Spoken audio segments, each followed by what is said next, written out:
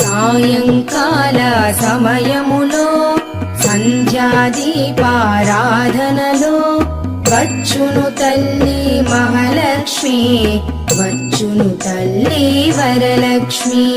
కాళ్లకు గజ్జెలు కట్టింది, మెడలో హారము వేసింది, పిలచిన వెంటనే పలికింది, అడిగినదంతా ఇచ్చింది.